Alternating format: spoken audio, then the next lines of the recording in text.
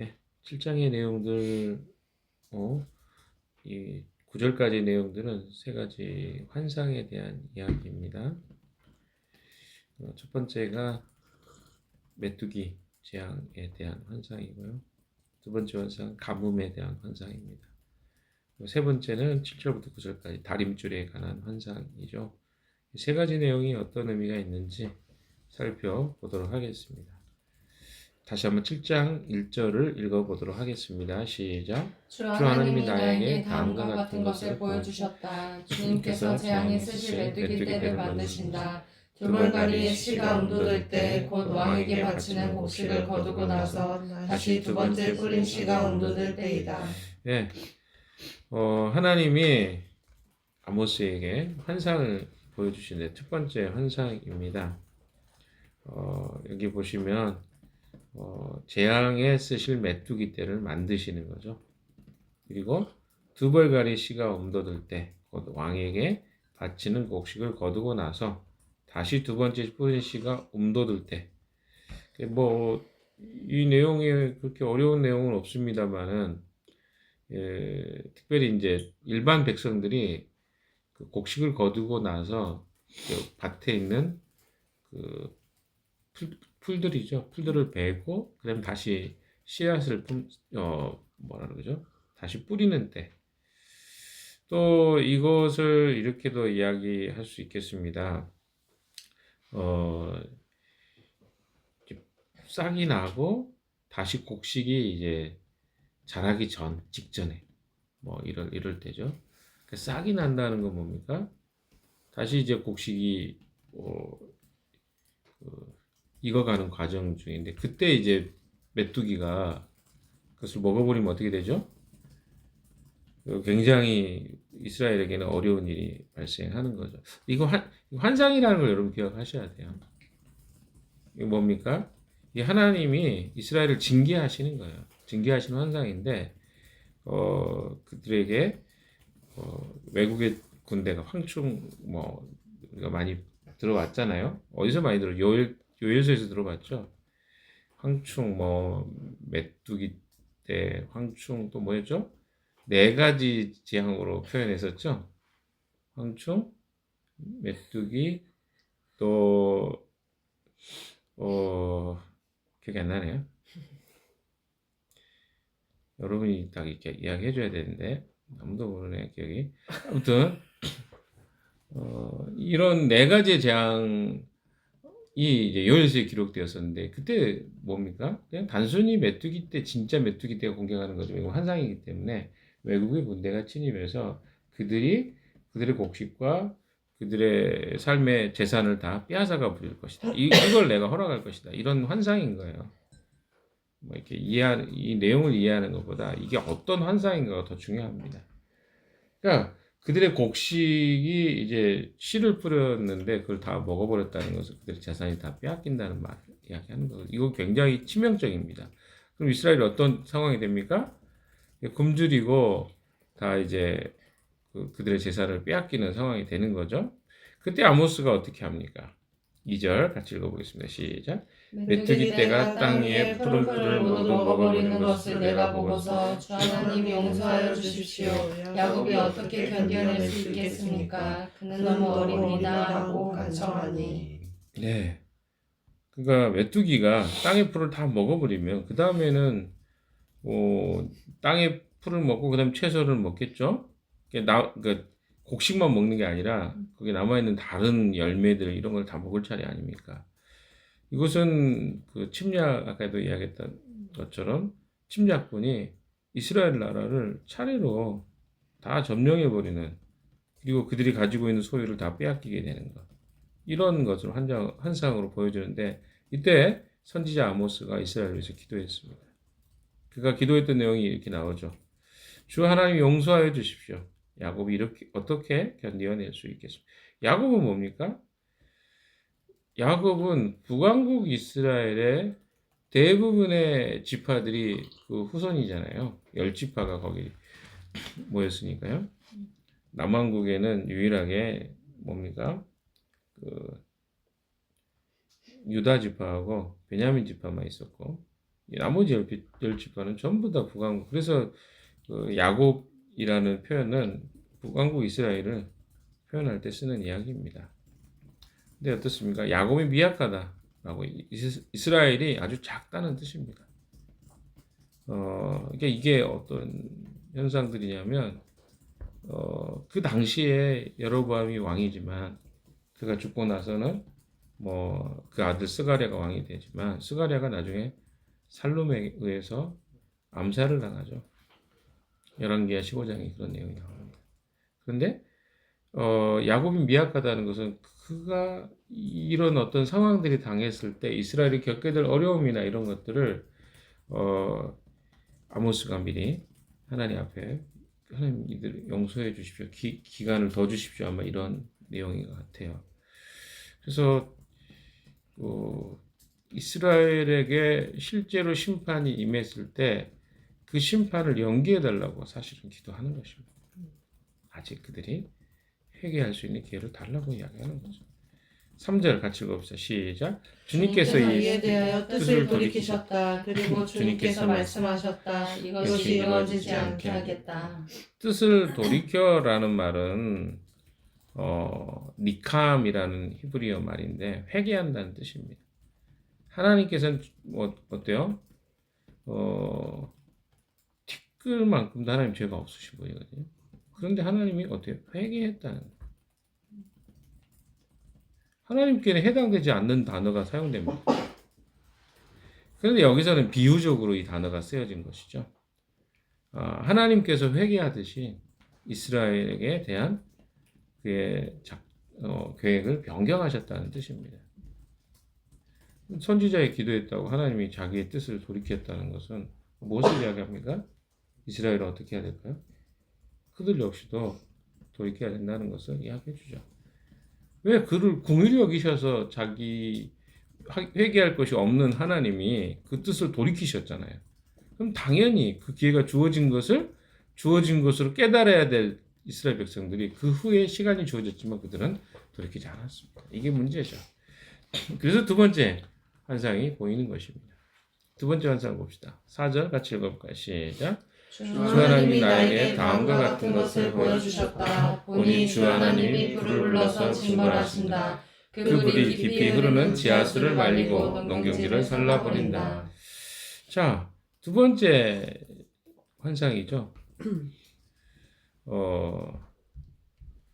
아마 이게 아모스의 관점에서는 이게 미래에 일어날 일일까? 아니면 과거에 일어났던 일일까? 이렇게 좀 생각해 볼 수 있겠죠. 과거에 일어날 일을 지금 회상하는 건지 아니면 미래에 일어날 일을 미리 알려주시는 건지. 근데 지금 아모스의 입장에서는 이것은 뭡니까? 과거에 일어났던 일을 보여주시는 것 같아요. 왜냐하면 세 번째 환상이 있기 때문에 그래요. 더 이상 내가 용서하지 않겠다. 이거는 뭐냐면 이미 두 번씩이나 하나님이 기회를 주셨는데 더 이상 no more chance죠. 더 이상 내가 용서하지 않겠다. 그 이야기가 나오기 때문에 그래요. 그럼 이거는 이미 하나님께서 아모스에게 이 과정을 통해서 이런 일이 있을 때 내가 너의 기도를 들어주지 않았느냐. 이제 더 이상 이들에게 기회는 없다. 이런 말인 거죠. 이미 아모스에게 환상을 보여주셨던 그 환상을 다시 상기시켜 주는 것입니다. 하나님께서 큰 재앙으로 이스라엘을 아주 멸망시키려고 작정하셨습니다. 그러나 5절에 보십시오. 다시 그의 기도가 나옵니다. 시작. 이때 내가 주 하나님 그쳐주십시오. 야곱이 이렇게 견뎌낼 수 있겠습니까? 그는 너무 어립니다 하고 간청하니 6절 주님께서 이에 대하여 뜻을 돌이키셨다. 그리고 주 하나님이 말씀하셨다. 이것도 이루어지지 않게 하겠다. 이게 무슨 말입니까? 재앙으로 두 차례나 하나님이 뜻을 계획하셨습니다. 불이라는 말은 앞에 있는 황충, 메뚜기 재앙보다 훨씬 더 큰 강력한 재난을 이야기합니다. 비유합니다. 여기 보시면 하나님이 불을 내려서 징벌하신다. 징벌하신다는 단어 로브라는 히브리어는 다툰다는 뜻입니다. 하나님이 그의 백성 그의 백성뿐만 아니라 인류가 하나님의 공의와 정의를 어길 때 지금 뭐 온 세상이 지금 공의와 정의가 사라져버릴 때 아닙니까? 이 말씀을 그냥 들을 내용은 아닙니다. 인류 안에 사라져버린 하나님의 공의, 정의가 사라지면요 반드시 거기에는 하나님이 다투시는 하나님께서 그 사람들과 다투신다는 내용이 언급되어 있는 것이죠. 재앙을 내리시는 것입니다. 사람들은 모릅니다. 왜 이 세상이 이렇게 재앙이 많고, 지진도 많고, 또 기근도 일어나고, 또 인류 전체에 해당하는 코로나 같은 이 질병이 임하고, 이걸 잘 몰라요. 근데 생각해 보세요. 한 국가가 아니라 온 세계가 모두 동일하게 코로나 같은 경우는 모두에게 해당되잖아요. 이 재앙을 하나님 내리신 거예요.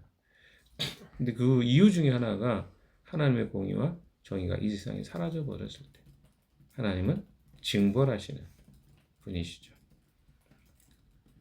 사람들은 재앙이 그냥 오는 줄 압니다. 우연히 오는 줄로 알아요. 그러나 하나님 말씀은 그것이 하나님께서 보내신 것이라고 가르치고 있는 것이죠. 이 점에 있어서 사람과 하나님의 생각이 달라요. 그러니까 사람들은 오는 걸 보면서 무슨 생각을? 그냥 오나 보다. 자연계가 파괴됐네? 인류에게 없었던 질병이네? 이런 생각밖에 안 해요. 그러나 그들이 이해할 수 없는 것은 하나님이 이것을 허용해 주셨다는 것입니다. 이게 우리가 알 수 없는 거죠. 그래서 엄청난 재앙을 일으키려고 했는데 하나님이 어때요? 그 재앙에 대해서 누가 막은 겁니까? 아모스가 기도로 하나님 안 됩니다. 하나님 이스라엘이 야곱이 아직 어립니다. 견딜 수 없습니다.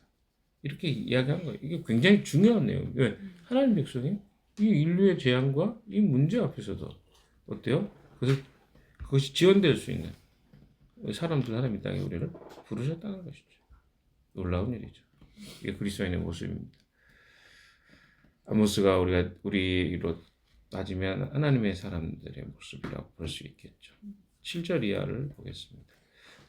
7절 한번 같이 봅시다. 시작. 주님께서 나에게 다음과 같은 것을 보여주셨다. 다림줄을 들이우고 쌓은 성벽 곁에 주님께서 서 계시는데 손에 다림줄이 들려 있었다. 다림줄은 여러분 뭔지 아시나요? 잘 모르죠. 다림줄은 지금이야 다림줄 같은 안 쓰지만 옛날에 사람들, 고대 사람들은 다림줄은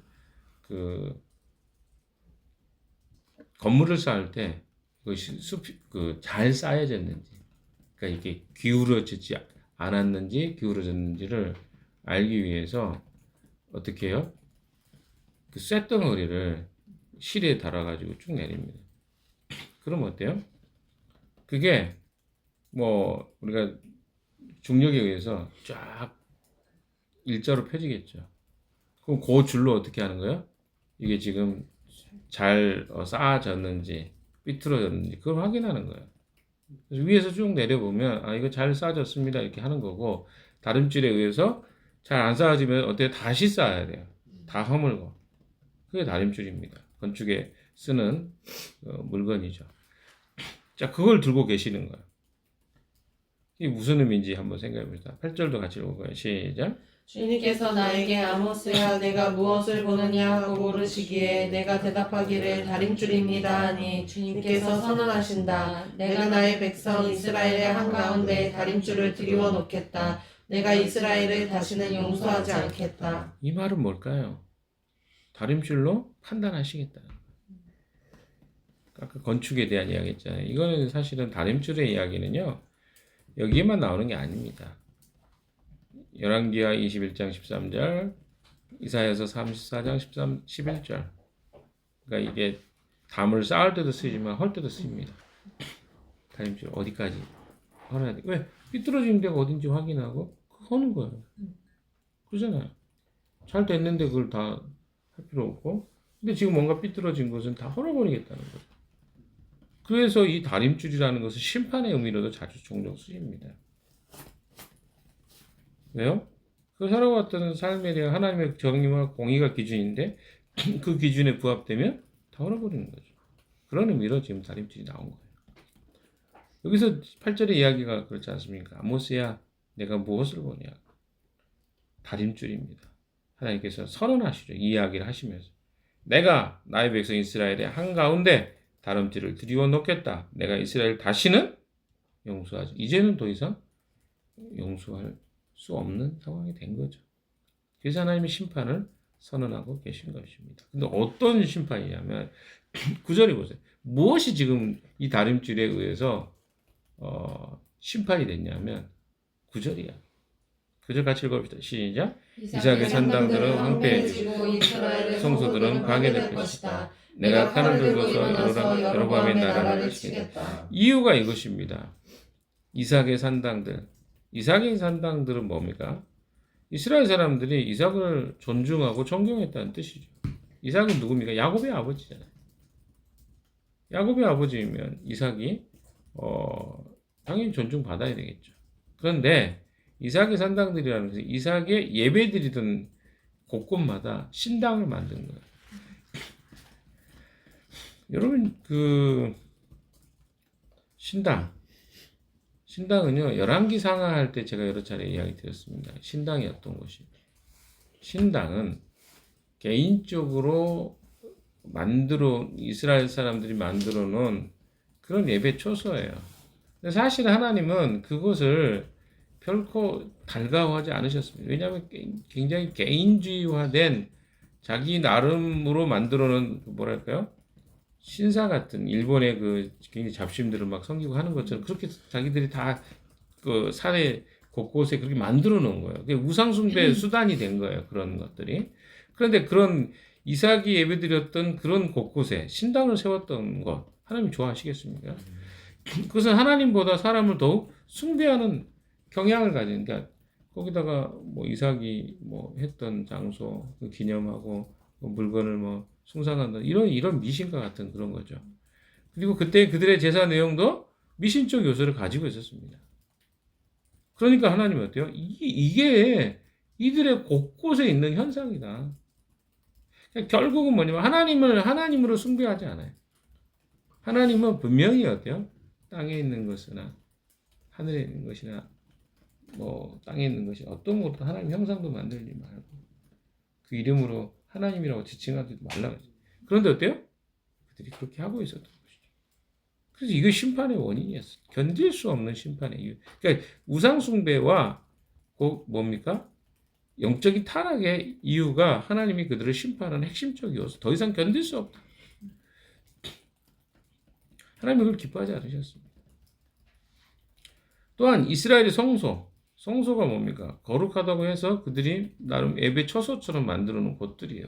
산당은 조금은 뭐예요? 작은 규모라고 한다면 성소는 좀 그 민족과 그 지역에서 크게 큰 건물로 이렇게 지어놓은 어떤 예배 장소 같은 예배당 같은 것들입니다. 근데 이것들도 어떤 것입니까? 전부 문제가 있다.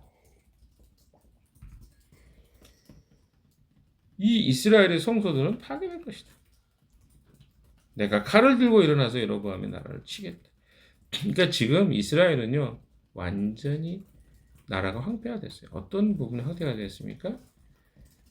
하나님이 없어요. 이것은 이스라엘 민족이 시작할 때부터 역사라고 그랬죠. 왜? 베델과 단에 신상을 세우고 예배 초소라고 했습니다. 그때부터 근데 한번 생각해 보세요. 시작점은 그렇게 큰 차이가 없어서, 왜? 그들이 하나님을 예배했던 사람들이에요. 남유다에서, 예루살렘 성전에서 하나님을 예배했던 사람이에요. 그리고 그들이 북왕국 이스라엘로 갔을 때는요, 어떤 상황이었냐면, 하나님의 그 섭리 중에 하나였어요. 이스라엘 왕 솔로몬이 우상 숭배를 하니까 그것이 그 징계로 하나님이 심판하신 결과였어요. 열 지파가 북왕국 이스라엘 세우는 것은 이것이 뭐 불순종의 뜻도 아니었어요. 그 하나님의 계획도 있었어요. 그래서 그 심판의 결과로 열 지파가 북왕국 이스라엘로 갔어요. 그때까지 괜찮았단 말이에요. 그러면 그들이 해야 될 일이 무엇입니까? 하나님을 잘 섬기면 돼요. 하나님 만들어 놓은 이 종교적 원리 안에서. 근데 그들이 무엇을 거기다 갖다 붙였어요? 정치적 이유를 갖다 붙입니다. 물론 그때 당시 여로보암 1세가 문제였겠죠. 왜냐하면 남한국 유다로 사람들이 가는 것을 막기 위해서. 뭐 우리나라도 그렇지 않습니까? 우리나라도 그 남북 분단 되기 전에 그 8.15 때만 해도요. 북한에 기독교가 많이 있었고요. 그리고 기독교인들이 또 정치적 활동도 굉장히 많이 했었습니다. 또 뭐 심지어 57년, 58년까지는 기독교가 북한에서도 인정이 됐었어요. 근데 그걸 다 하나씩 어때요? 다 김일성이 제거해 나가잖아요. 너무 기독교가 영향력이 있으니까. 그게 1958년이거든요. 그러니까 6.25 지나고 나서도 한참 후의 일이거든요. 그 말은 뭡니까? 초창기에는 그게 다 허용이 돼요. 제도나 또 그들이 가지고 있는 문화가 있기 때문에. 그러니까 쉽게 이야기하면 북왕국이 있어도 처음부터 타락한 게 아니에요. 그리고 여러분 아시는 것처럼 아합이 왕이 됐을 때도 남아있는 7천의 사람도 있었다 그랬잖아요. 하나님 아합에게 무릎 꿇지 않고 우상 숭배하지 않은 7천의 사람이 남아있다. 그러면 그 시대의 사람들 중에도 여전히 하나님 섬기는 사람이 있었다는 거거든요. 근데 지금은 어떻게 된 거야? 이스라엘 전체가 어때요? 이제 더 이상 회복 불가능의 상태만큼 빠진 상태를 이야기하는 거예요. 더 이상 하나님 섬기는 사람이 거의 없을 만큼의 상태가 되어버렸다. 그래서 하나님이 어떻게 해요? 심판하시게 되었다라는 거죠. 여러분 이게 어떤 의미로 다가오십니까? 네?